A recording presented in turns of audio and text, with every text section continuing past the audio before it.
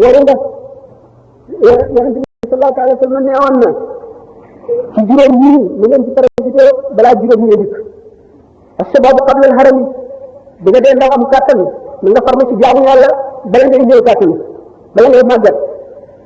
as-sihhatu qabla saqami bi nga amee wér na nga góorgóorlu farma ci jaamu yàlla ndax nga am loo yóbbuloo ëllëg bala ngay tawat boo tawatee dootoo ko mën al-ghina qabla faqri bu fekkee ne am nga alal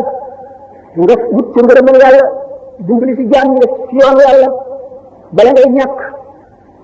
boo fekkee amul jot na nga fab sa tànk jot def ko ci jaamu yàlla bala ngay ñàkk jot ñett juróomee bi mooy di ngay dund nga góorgóorlu farlu ci jaamu yàlla